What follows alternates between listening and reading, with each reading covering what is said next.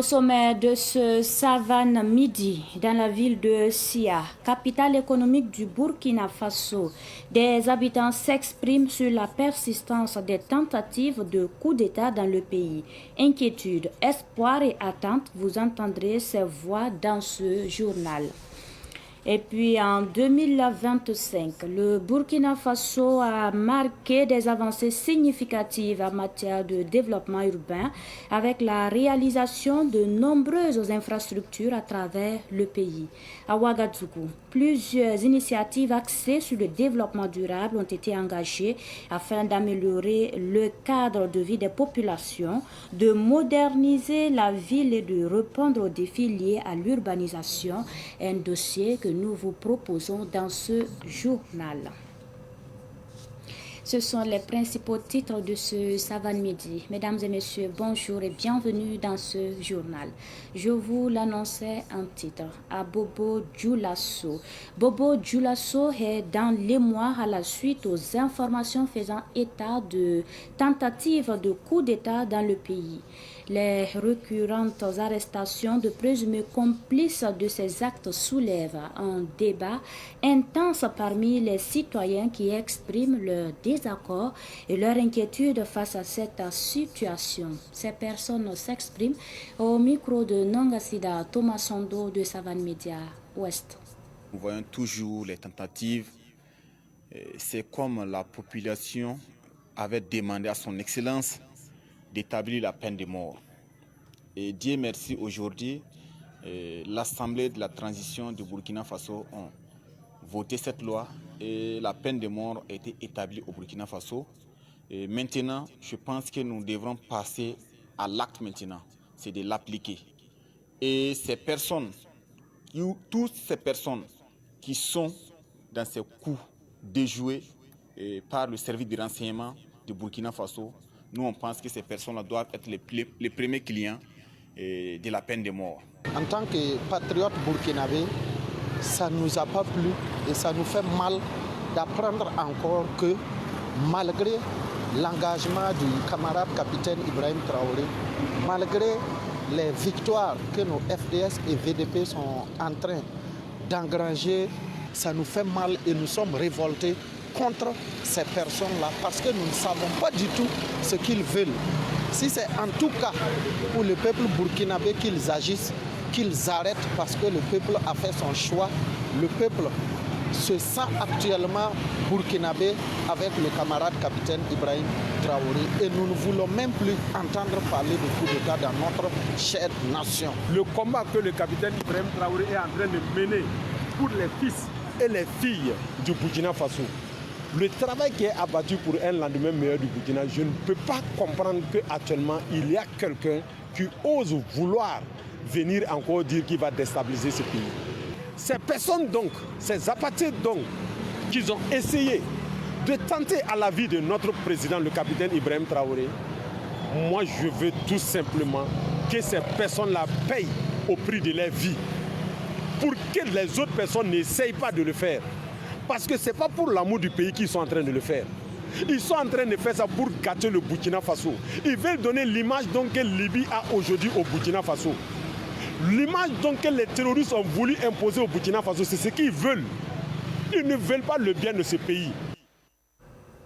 Nous restons toujours à Bobo Dioulasso. Nous vous proposons un constat de Nangasida Thomas Sondo sur l'installation de caméras de surveillance de certains gérants de stations-service suite au communiqué du gouvernement imposant l'installation de caméras de surveillance dans les stations-service du pays avant le 1er janvier 2026. Dans la ville de Bobo Dioulasso, où la sécurité est une préoccupation croissante, ces installations précoces démontrent d'une prise de conscience proactive et une volonté de protéger leurs clients et leurs employés. Quand vous avez un souci sur votre site, c'est vous les premiers d'abord à voir ce qui s'est passé sur le site.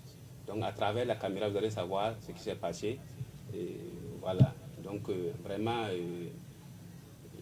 ils n'ont qu'à emboîter le pas, suivre la décision du gouvernement. Et puis voilà.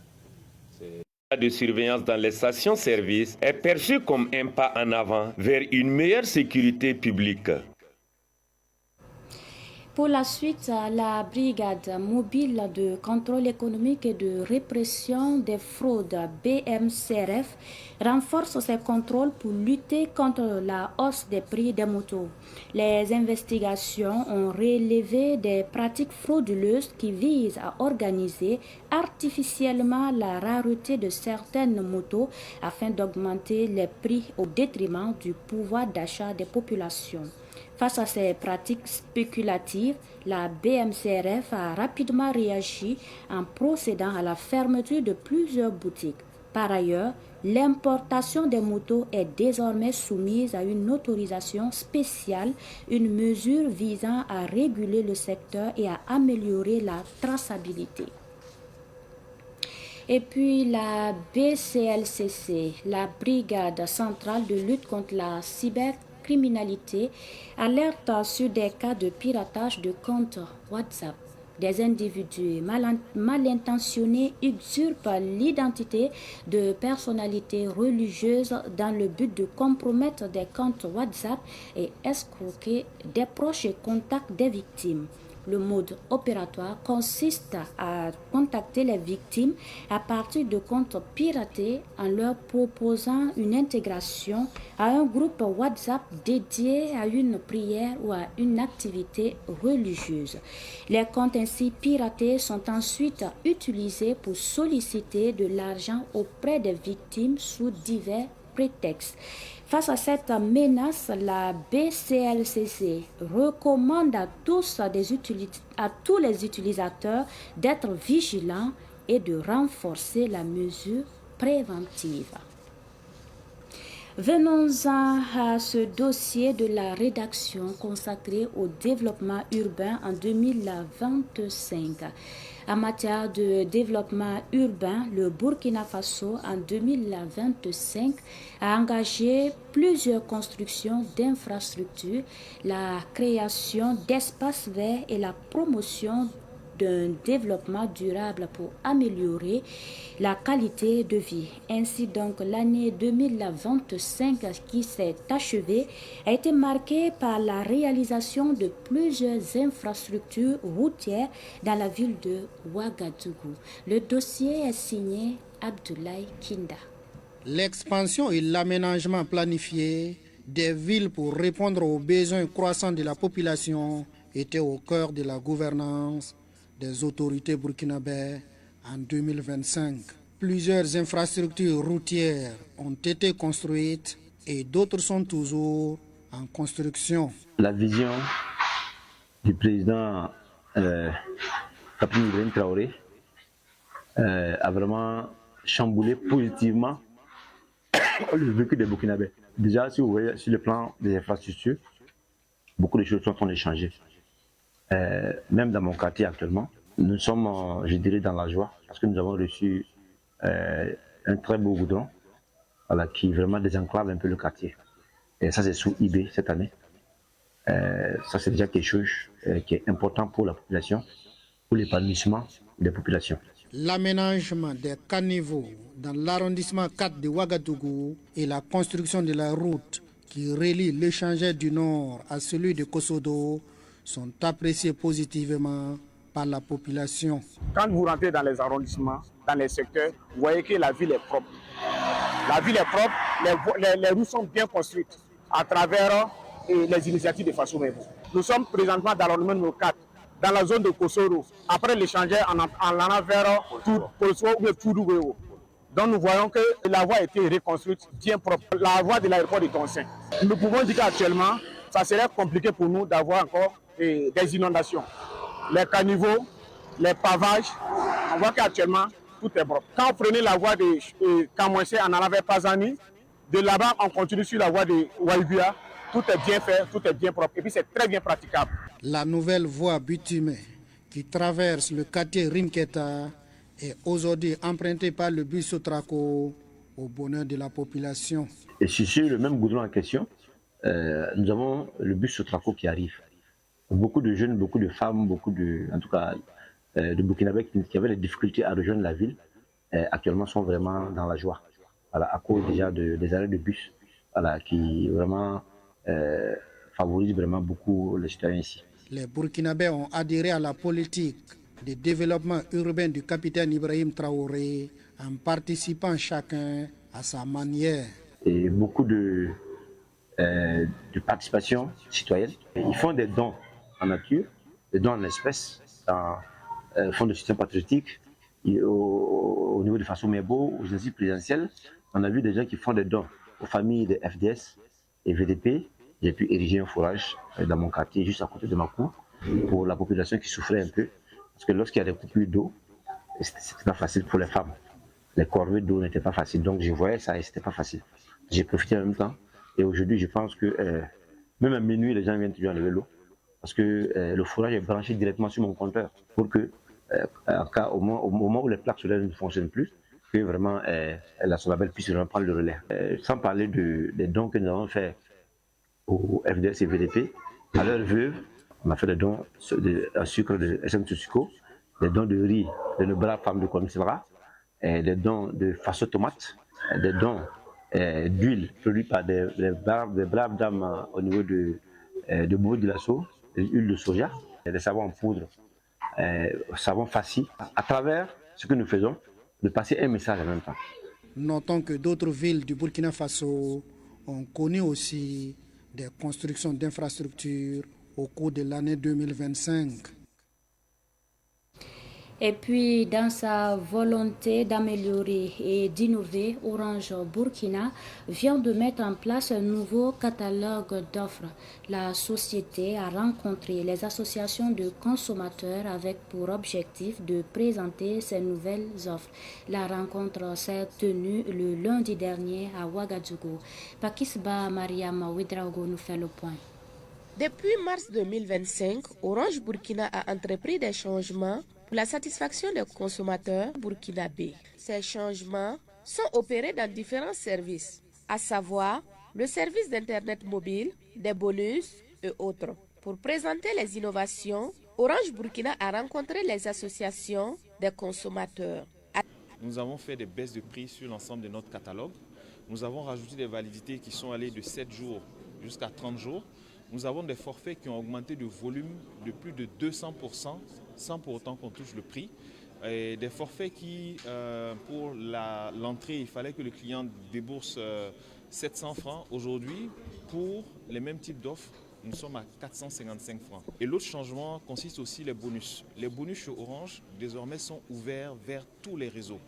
Et la facturation a été rendue symétrique. Cela veut dire que au taux auquel vous appelez Orange, c'est le même taux qui est appliqué lorsque vous appelez les autres opérateurs. Le dernier point qui est aussi très important, c'est sur les SMS. Auparavant, les SMS n'étaient pas éligibles à l'envoi sur le bonus, mais aujourd'hui, les clients peuvent utiliser les SMS, les bonus, pour pouvoir envoyer les SMS, quel que soit le réseau au Burkina Faso. Malgré ces changements opérés par Orange Burkina Faso, les consommateurs trouvent à redire. Ces changements ne leur sont pas favorables. Ils posent le problème des unités et des mégas qui finissent à la vitesse de l'éclair. Assimi Diero affirme que cela peut s'expliquer. Si nous avions fait un seul changement, je pense qu'il aurait été plus facile pour nos consommateurs. Mais lorsqu'on touche beaucoup de choses à la fois, donc il faut communiquer sur l'ensemble de ces éléments afin que les clients puissent comprendre au détail près ces changements qui ont été effectués. Mais je pense que nous sommes sur la bonne voie. Les participants à cette rencontre disent avoir pris bonne note et promettent de faire le constat auprès des consommateurs afin de confirmer ou infirmer les avantages de ce nouveau catalogue d'Orange Burkina Faso dont parle le directeur marketing et communication. Comme c'est des nouvelles plateformes qui nous ont données aujourd'hui, alors nous allons pour le moment aller sur le terrain, voir effectivement l'applicabilité et l'efficacité afin donc que pour les prochaines rencontres-là, on puisse maintenant donner notre appréciation de façon positive en faveur des consommateurs. Orange Burkina Faso a plus de 12 millions d'abonnés. Il a créé 450 emplois directs et plus de 60 000 emplois indirects au profit des Burkinabés. Et pour terminer, les fidèles musulmans se sont rassemblés autour de Cheikh Abdul Aziz Rabo pour un doigt de tafsir. C'est un moment de ferveur et de recueillement pour nourrir la foi des fidèles musulmans et formuler des vœux surtout de paix pour le Burkina Faso. La cérémonie a eu lieu hier dans le quartier Gidig-Swassa de Ouagadougou. Yacouba Ouedraogo. Le quartier Gidig-Swassa a vibré au rythme de la foi et de la méditation avec la tenue du doigt de tafsir. Fidèles musulmans et habitants se sont rassemblés pour partager un moment de spiritualité. Selon le guide religieux, le doigt de tafsir marque la fin de la lecture du Saint-Coran du mois du carême passé. Les enfants de Alégui Hadar ont pu finir ça dans le carême passé. Aujourd'hui, c'est la finition du Saint-Coran qui a été faite dans le carême passé.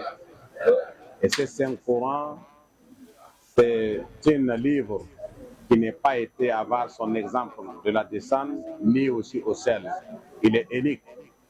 Donc les enfants qui ont pu former, assembler, apprendre le rythme de leur père et le grand-père, on leur dit merci. Il a également insisté sur le message essentiel à retenir de ce moment de prière et de méditation. Il invite les fidèles à nourrir davantage leur foi par la lecture du Saint-Coran. Celui qui prend la partie du Saint-Coran est toujours la meilleure personne. Le Coran n'indique jamais individuellement ou ensemble d'être orgueilleux ou bien les malfaiteurs ou bien de violer la loi de l'État. Le Saint-Coran donne le conseil, le bon exemple à toute personne. Celui qui pratique le Coran, qui accepte le conseil du Saint-Coran, ne doit pas être un bandit, ne doit pas être un criminel, ne doit pas être vraiment un malfaiteur. Il doit être l'homme exemple à tout le peuple. À l'occasion du doigt, les leaders religieux ont formulé des vœux pour la nation burkinabé. Cette lecture du Coran, c'est demander la paix et la réconciliation entre le Burkinabé et ailleurs, et tout le peuple qui vit au Burkina Faso. Ce conseil n'est pas un conseil religieux seulement, ça donne le bon exemple à toute communauté qui sont vraiment la communauté qui vit au Burkina Faso. La paix et la santé et l'avenir de toutes les jeunesses du Burkina Faso. Le doigt de tafsir résonne comme un appel à la foi et à l'espérance. C'est l'essentiel de ce Savane Midi. Merci de nous avoir suivis.